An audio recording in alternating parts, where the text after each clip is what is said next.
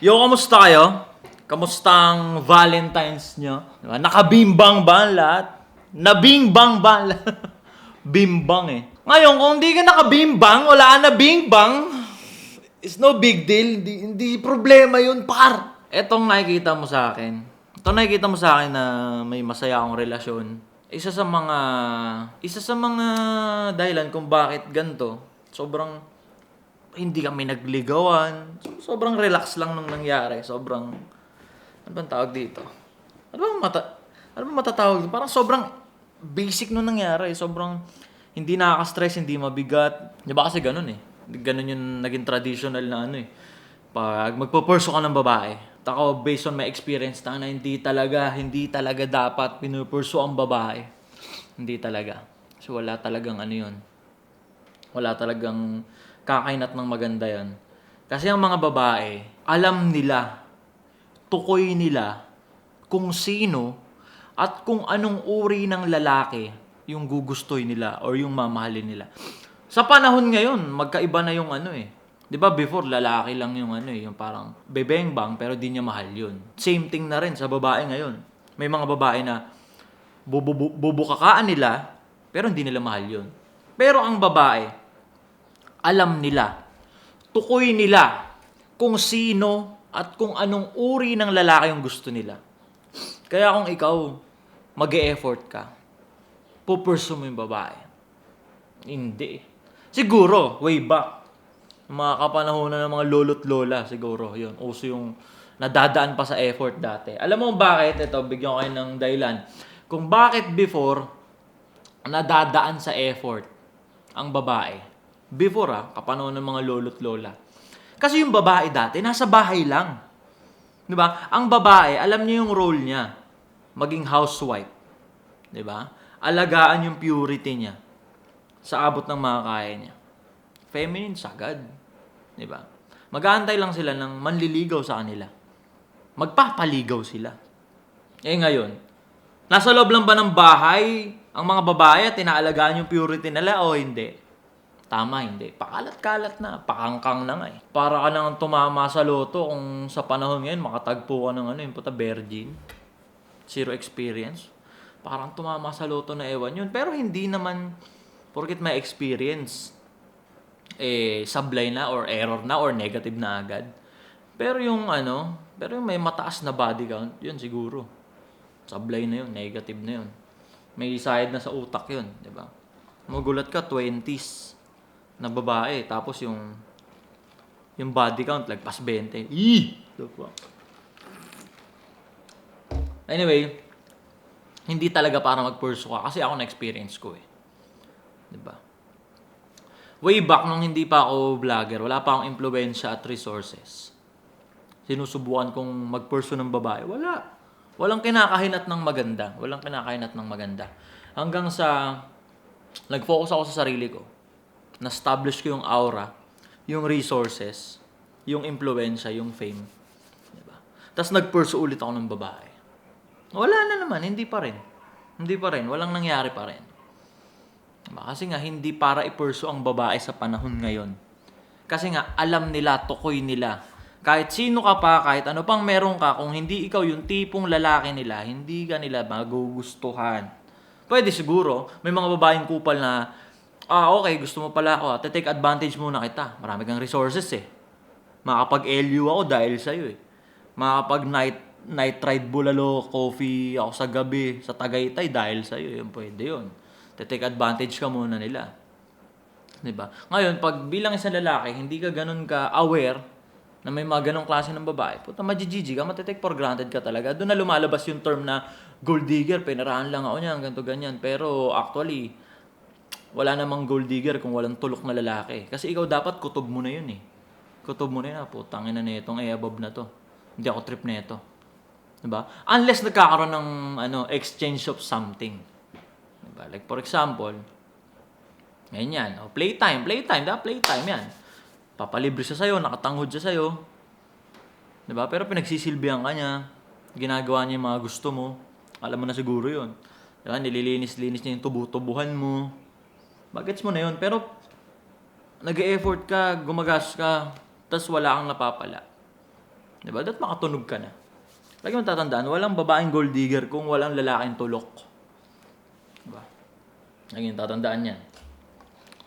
Kami, like for example kami. Kasi marami nagsasabi, nandyan lang yung girlfriend mo kasi may pera ka tsaka famous ka eh. Hindi. Hindi ako tulok eh. Hindi naman ako tulok na lalaki. Tingin nyo matatanga ako ng babae ng ganun basta-basta. Hindi. Lahat ng nakikita nyong meron siya, yung partner ko, pinagtrabahuan niya lahat yun. Niratrat niya yun. Diba? Ganun ang dapat. Bilang isang lalaki, pag nakakita ka ng babaeng tulok-tulok, madadamay siya sa'yo. Lulupit siya dahil sa'yo. Ganun yun. Diba? Ngayon, sinasabi, ipipilit mo pa rin. Kunyari, mababaw utak mo. Pipilit mo, hindi, nandyan lang yan. Nagkakagusto lang sa'yo babae kasi may pera ka eh. Alam mo na pala eh. Diba? Ayun na nga yung concept eh. Hindi ka magpo-pursue, hindi ka mag-ahabol. Kasi nga, you attract. Diba? Kailangan mo maging attractive.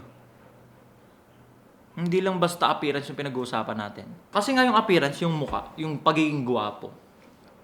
Panandalian lang yun eh. Ito na lang example. Pansinin nyo.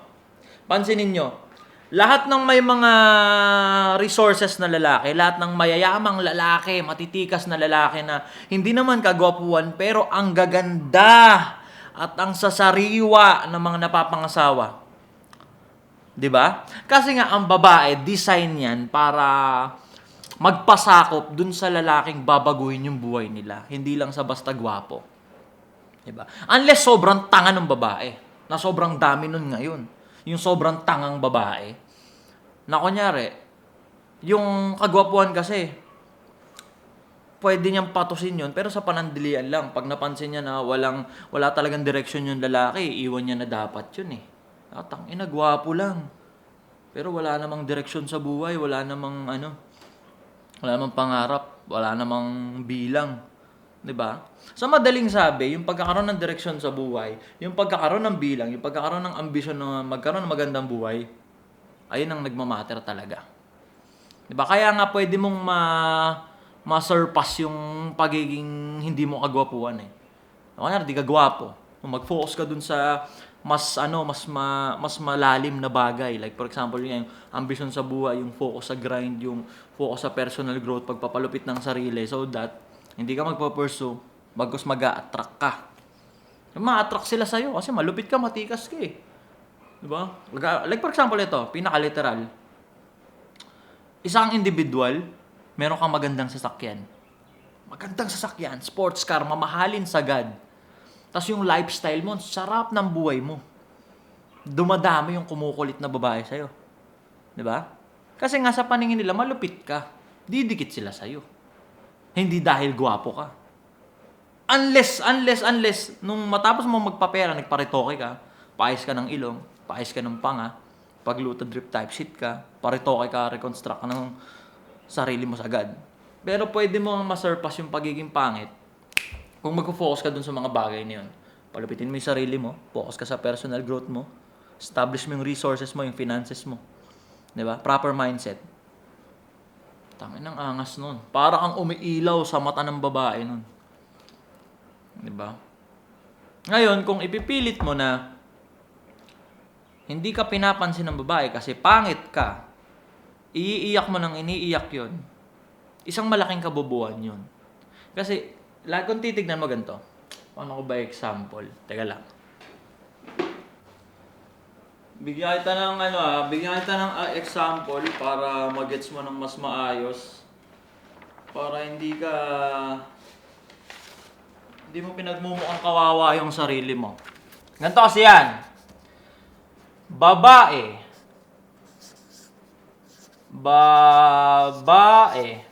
Ang isang babae, mainly attracted siya saan? Sa resources. Tikas. Angas. Magandang future. To sum up. 'Di ba? Kaya nga makakita ka ng magandang babae, sariwang babae, na sumasama sa medyo may edad na, pero may mabibigyan siya ng magandang future nun, 'di ba? Yan. Medyo malaki yung araw. Bakit? Kasi bilang isang babae, yung lalaki na mabibigyan sila ng magandang future, mas ayun yung pupuntahan nila. Mas dun sila humaling na humaling. Di ba? Pero ang mga babae, alam naman natin, na attracted din sila saan? Sa gwapo. Gwapo. Pero kung mapapansin nyo, maliit lang yung araw. Diba? Kasi kung papapiliin mo nga yung babae, pangit na mabibigyan siya ng magandang future o gwapo. Long term, dito pa rin siya. Sa lalaking mabibigyan siya ng magandang future.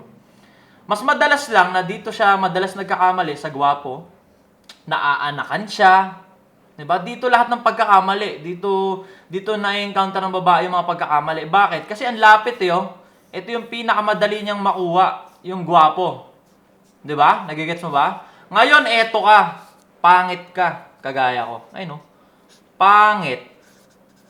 Andito ka. Nasa ilalim ka lang nila pareho.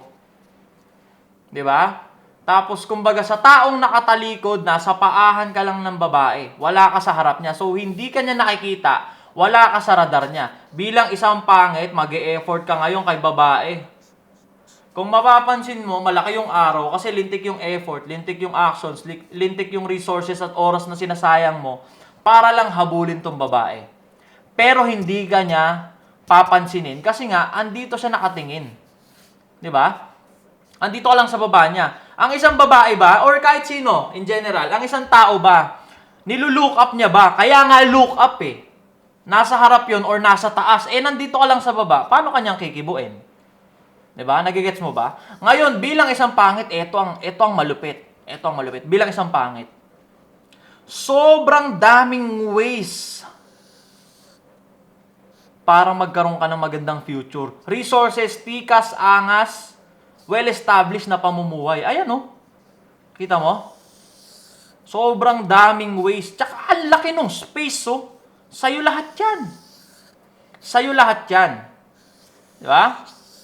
Sa'yo lahat yan man, ayan para ka magkaroon ng magandang future at well-established na buhay, sa'yo lahat yan. Ngayon, eto malupit. Yung babaeng hinahabol-habol mo before, sa'yo na siya nakatingin ngayon kasi eto ka na. Ayun Kung hindi ka na magiging tanga ngayon 2025, ayan sobrang daming ways. Ang luwag.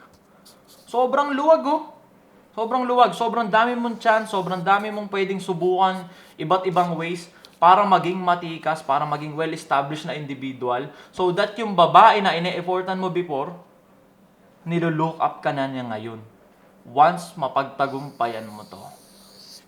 Gets? Sana nagigets mo. Di ba?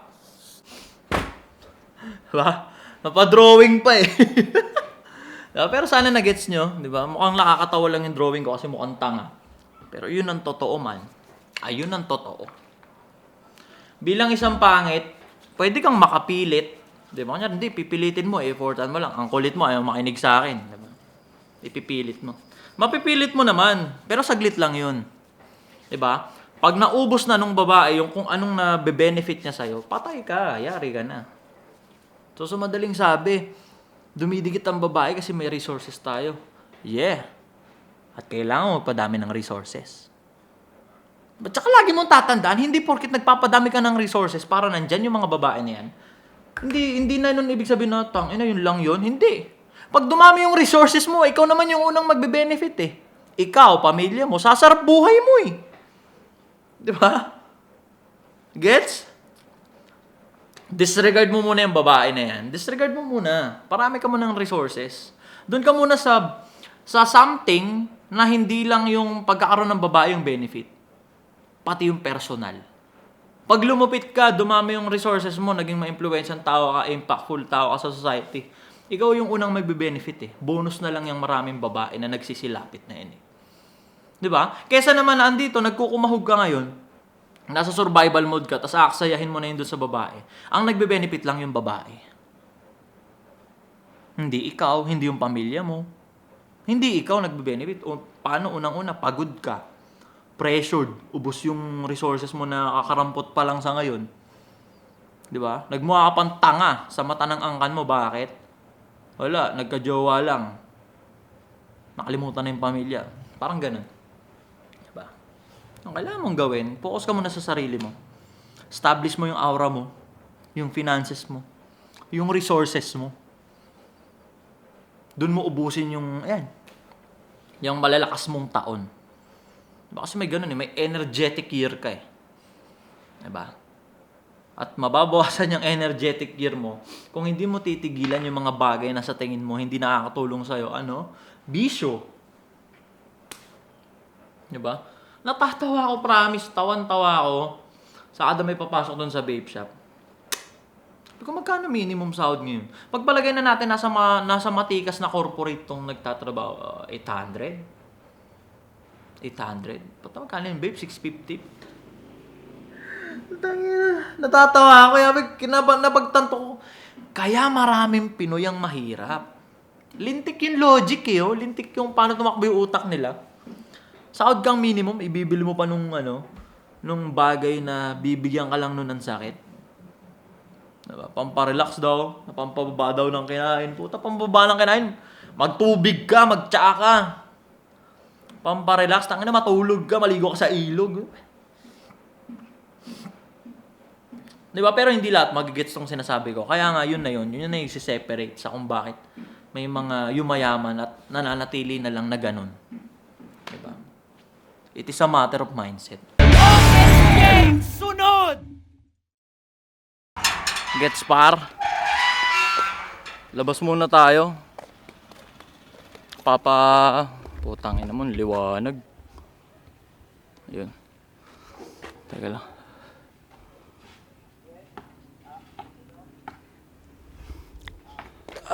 Labas muna tayo par. Papa-PMS natin to. PMS agad.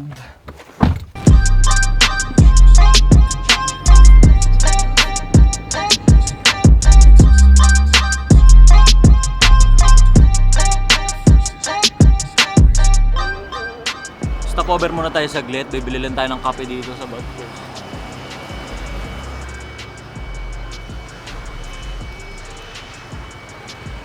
May Badpurs Badpurs Coffee. Sobrang wide man. Tara. Andito muna ulit tayo ngayon sa kabaan ng Tungko. Ayun sa tapat ng College of St. Anthony. Ayun yung Shell Maharlika. Andito ulit tayo ngayon sa pagpapaalay ng gawa ng papacheck ulit natin gawa ng nakakabig pa rin pa kaliwa. May warranty naman yan. Medyo punuan lang ngayon.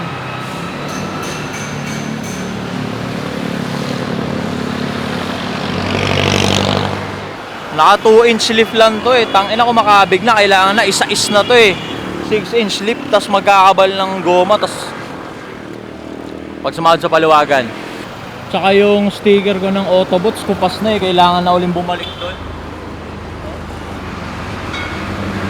Boss na? Yeah.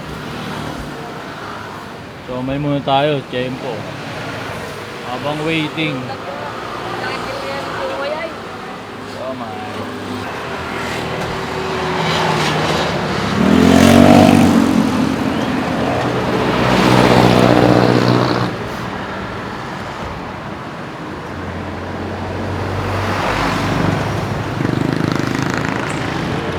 Tangan sarap.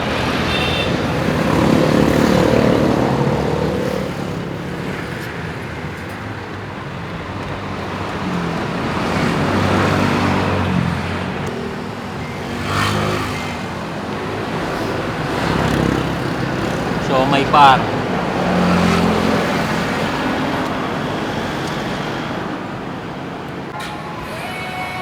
Tapos na tayo magpa-align. Andito naman tayo sa kahabaan ng Paradise. Ayan. Papakarwash natin. Mabilis lang. Tapos punta na tayo kay Arspec Garage kasi magpapa-PMS tayo. Nakaschedule tayo ng 5 PM. Alas 4 pa lang. Pwede bang pakarwash. Lumayo lang tayo ng bagay at makapirate tayo doon. Ayun na, binanata na agad. Uy, ang dilim na, puki ng ina. Yeah, bossing. Ano ba? Ayun. Bossing ka? Camera na yan, di ba? Oo. Yeah. Kinakapa ako pa eh. Kinakapa ako pa. Last batch. Yeah. Last batch Katoliko yung Di featured bale. card of the day. Galing ako sa ano dito. Galing din ako dito sa Toyota. Medyo punuan lang ngayon. Actually, araw-araw naman punuan. Lagi lang tayo nakikisingit dito. Tang, inang gwapo talaga. Wow. Whopping puta.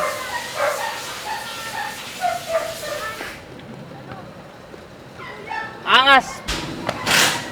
Ay lang ganda nito. Subaru! Subaru! Tang inasing mal, 1,000,000 eh. 1,000,000, putang ina, pan down payment na sa bahay yun eh. Diba?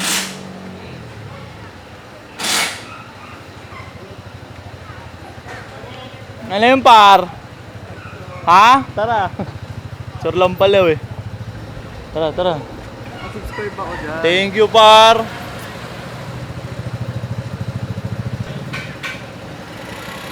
Yun, thank you, par. Nakasubscribe daw siya. Ride safe, par, ha? Yeah. Andito tayo uli ngayon sa R-Spec na putang ina madilim. Liliwanagan.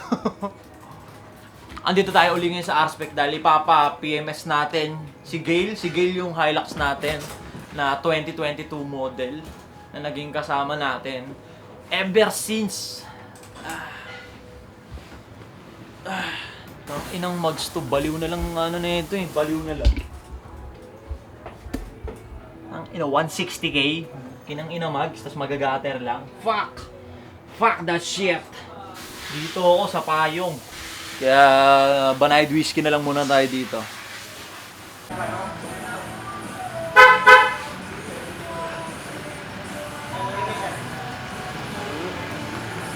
Full exhaust. Full exhaust yan. Oh.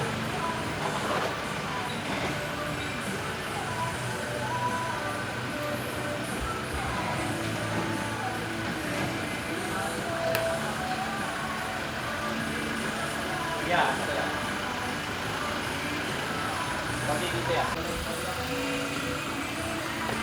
Sila lang yung nagbubukas Nito eh. Pagkita si PMS, isasarado nila yan. Mabubuksan uli yan. Next PMS na ulit. God, ay.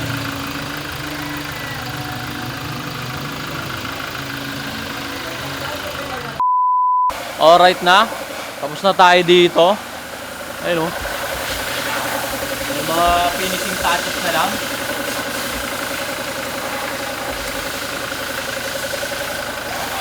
Ikaw, nag-fiscal na. Fiscal. May tama na pala to. Wow. Wow, wow, wow.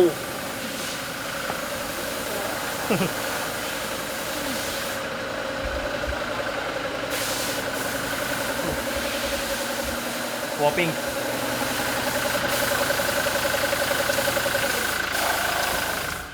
Dito na tayo ngayon sa Pangit Lives Matter HQ.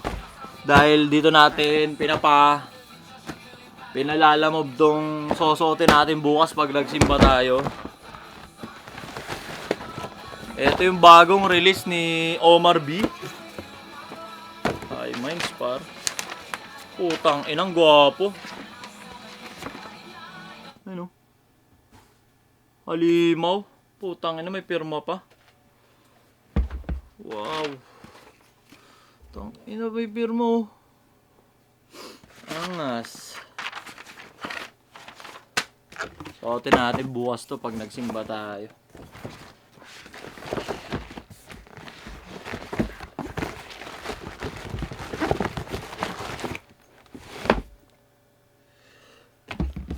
Akin din nga pala ngayon man.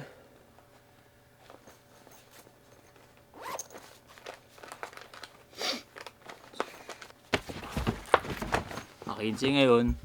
Ay no, sahod ni Ali no. Tanga na 750 per day yan man. Sakto? Sakto yan. Diba? Tumanaw par, ito. Ay, hindi, RTS to nung sa ate ko. Jasmine Balonzo. Buksan nyo na nila Paulo to. Tapos ilagay na sa database ulit ka mo. Tumanaw par. Balik na tayo sa Ihabman. Dito na tayo sa last part ng ating daily.